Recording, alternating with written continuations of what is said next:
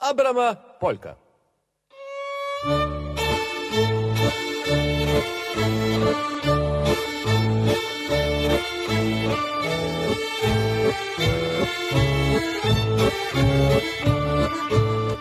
Alūksne jau izsenis bijusi spēcīga tautsdeju kultūras tradīciju turpinātāja. Arī iepriekš, vairāk nekā pirms 20 gadiem, pilsētā rīkots dejotāju festivāls ar vairāku ārzemju kolektīvu piedalīšanos, taču laikmetīgo problēmu ietekmē tas izzudis.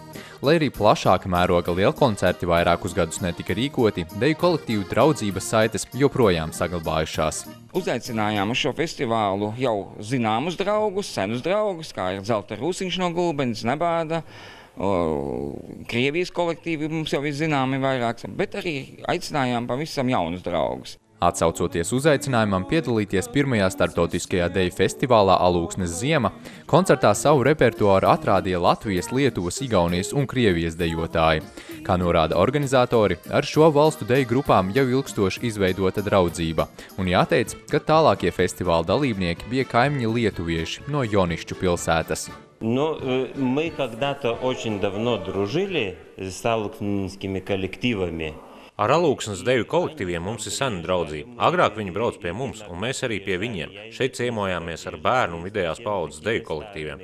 Tāda ir tā mūsu draudzība, un es ļoti apmierināts, ka tā atjaunojas, un mēs atkal varēsim būt par labiem draugiem.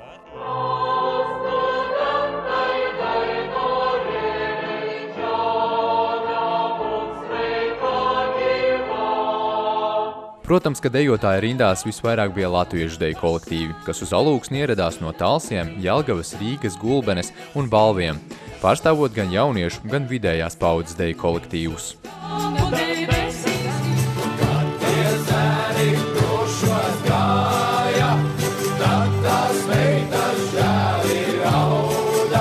Festivālā Alūksnes ziema 3 deju grupas pārstāvēja Krieviju no Pleskavas pilsētas.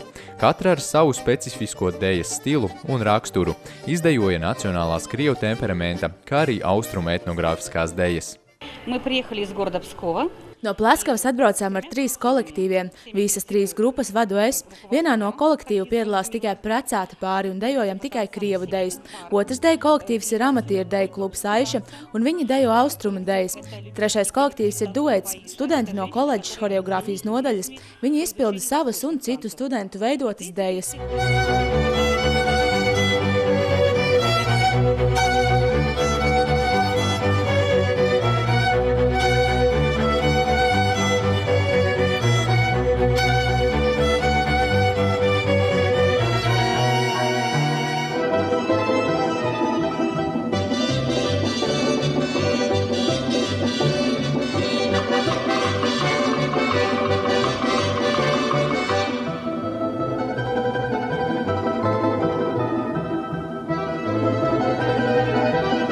Krievu deju ansambļi ir ar vairāk nekā 10 gadu pieredzi un Latvijā koncertējuši vairāk kārt.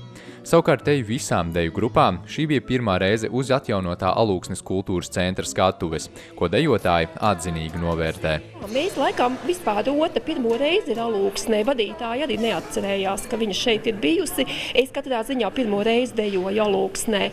Un uz šīs skatuves ļoti jauki, ļoti plaša, laba skatuve, gluda grīda, neslīd, kas dejotājiem ir ļoti, ļoti svarīgi.